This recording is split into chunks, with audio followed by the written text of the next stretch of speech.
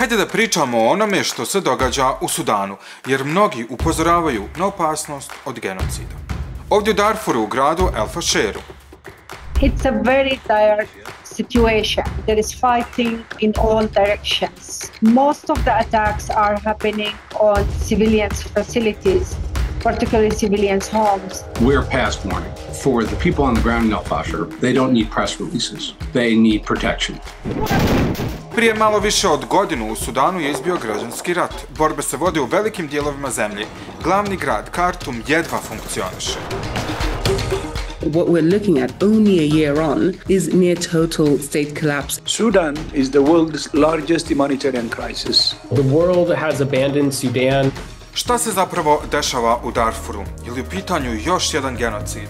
I šta se poduzima da se borbe zaustave?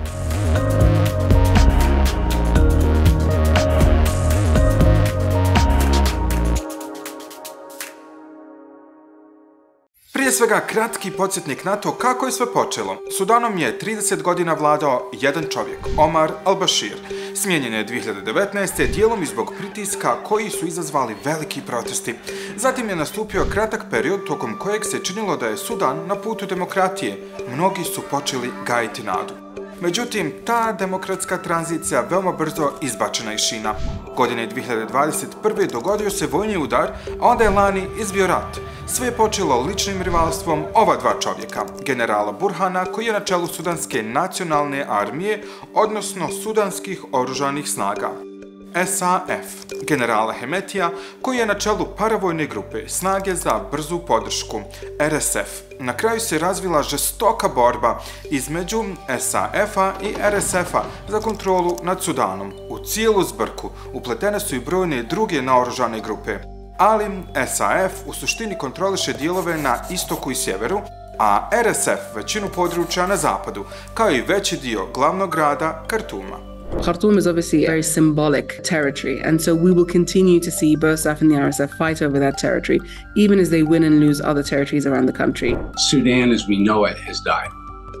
And it is now a series of regional conflicts with regional forces defending regional interests. To nas dovodi do onoga što se događa u Darfuru, koji je ogromna regija, otprilike veličine Španije, podijeljena u 5 saveznih država. RSF ima kontrolu nad 4. Sada se vodi bitka za posljednju državu, sjeverni Darfur i njen glavni grad, El Fasher. SAF tamo ima vojnu bazu i pokušava zadržati grad pod kontrolom. Većim dijelom prošle godine tu su sklapana razna primirja, a lokalne naoružane grupe dogovarale su se da neće stati ni na jednu stranu i da će djelovati poput tampon zone između RSF-a i SAF-a. Ali čini se da je posljednje primirje iz aprila propalo i nekoliko tih grupa pridružilo se SAF-u u borbi protiv RSF-a. And that puts El Fasher very much back in the crosshairs of RSF. What RSF is doing in El Fasher right now is that they are essentially trying to strangulate the city. They've even tried cutting off water to the city. That's how brutal this is getting. There's a strategic sort of logic of at the RSF leadership level, which is to take El Fasher and therefore have control over all 5 states of Darfur and all 3 border points with Libya, with Chad, with the Central African Republic. If you don't control El Fasher, you don't control Darfur. And RSF knows that.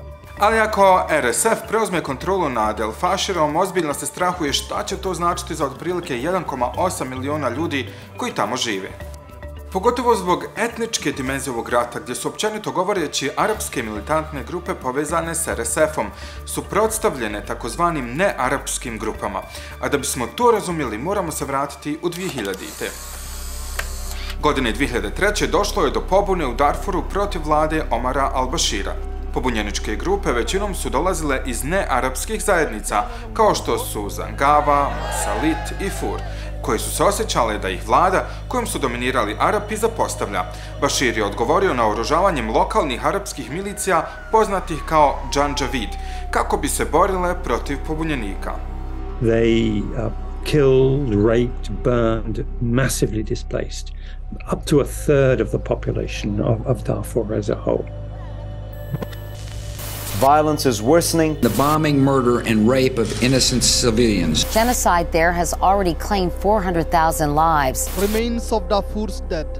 brought to the surface by strong desert winds. Džandžavid je kasnije evoluirao i promijenio ime u Snage za brzu podršku. Baširova vlada je 2017. proglasila RSF službenom paravojnom jedinicom, nekom vrstom druge armije. Međutim, RSF je zadržao jake veze s Darfurom i tamošnjim arapskim milicijama.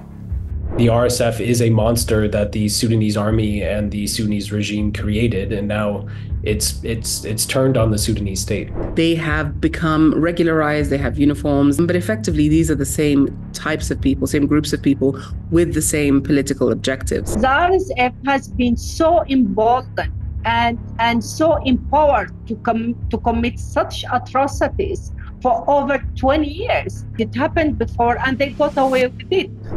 Dakle, ono što se sada događa u Darfuru u osnovi je stari sukob koji je ponovno rasplamsan. Sve više je dokaza da RSF i njegovi saveznici koriste slične taktike kao prije.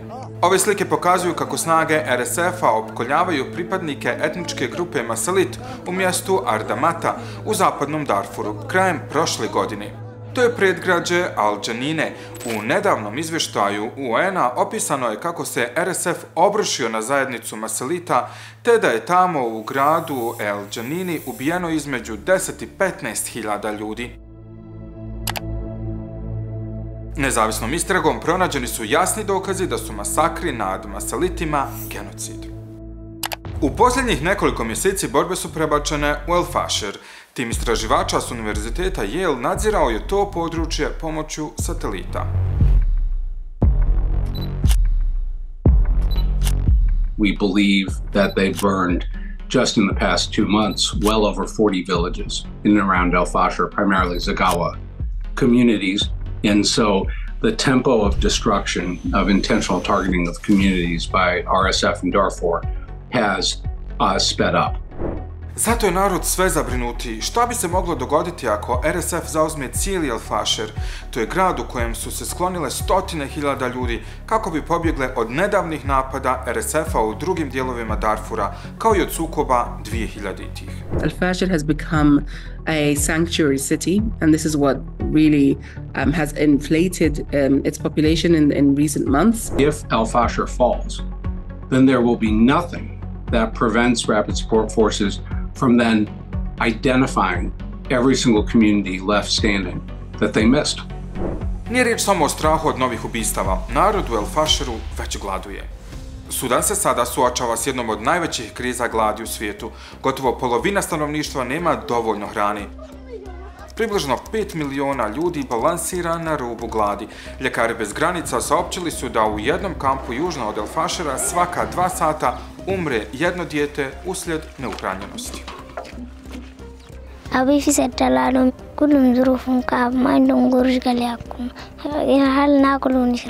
والله هي صعب بصراحه يعني انا ناسه لها الدوله حتى الان دوله ديتي شايف لحتى الان ما قدرت عشان يجيبوا لنا حاجه نسوي عيال ده نعشين بوزات. My team are telling me in Darfur what they see is that people are eating leaves, they're eating soil, they're eating 1 meal a day if they're lucky. A pomoć jednostavno ne dolazi do onih kojima je potrebna, posebno u Darfuru. Međunarodne humanitarne agencije imaju mnogo problema da dopru do ovih područja i RSF i SAF optuženi su za blokiranje ili krađu pomoći, što koriste kao ratnu taktiku. The reason why people are surviving is because we have local volunteers, Sudanese, who are on the ground, on the front line, risking their lives to save their peers. Tu je problem finansiranja. Iz UN-a kažu da im je ove godine potrebno 2,7 milijardi dolara za operacije pomoći u Sudanu, a do sada su dobili samo 17% tog iznosa. Uz to treba imati na umu da se rat raspiruje zbog toga što i RSF i SAF dobijaju pomoć drugih zemalja. Ujedinjeni Arapski Emirati su optuženi za opskrbu RSF-a oružjem. Panel UN-ovih stručnjaka na osnovu vlastitih istraga opisao je ovu tvrdnju kao vjerodostojnu. Emirati poriču isporuke oružja, nazivajući ove optužbe propagandom i tvrdeći da samo dostavljaju humanitarnu pomoć u Sudan. A tu je i Rusija, koja izgleda podržava obje strane. Govori se da grupa plaćenika povezana s ruskom vladom opskrbljuje RSF oružjem, dok Kremlj istovremeno podržava SAF. Čini se da je to način da sebi osigura pristup sudanskoj obali Crvenog mora, koju SAF kontroliše. SAF na svojoj strani ima i Egipat. General Burhan je nekoliko puta posjetio Kairo. Postoji izvještaj da SAF koristi iranske bespilotne letjelice.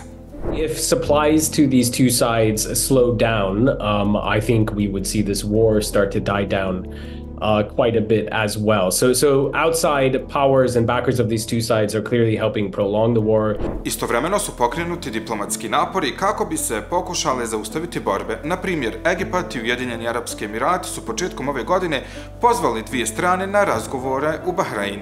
Vijeće sigurnosti UN-a usvojilo je rezoluciju pozivajući RSF da prekine s napadima na El Fasher, a obje strane da pristanu na prekid vatre i dopuste prelazak humanitarne pomoći. We've actually seen more of a aligning of interests among the outside actors to actually want to get some end to this war. Basically, no one really seems to benefit from Sudan collapsing, but the problem is that the two warring sides want to keep fighting. I zapamtite, to zapravo nisu samo dvije strane, jer su i druge grupe uključene, posebno u Darfuru, a to čini nalaženje bilo kakvog rješenja još težim. Ima li dovoljno globalne i političke volje da se to rješenje nađe, drugo je pitanje. The spillover from the Sudan war is tremendous. It affects the whole region. It could easily affect the whole continent of Africa.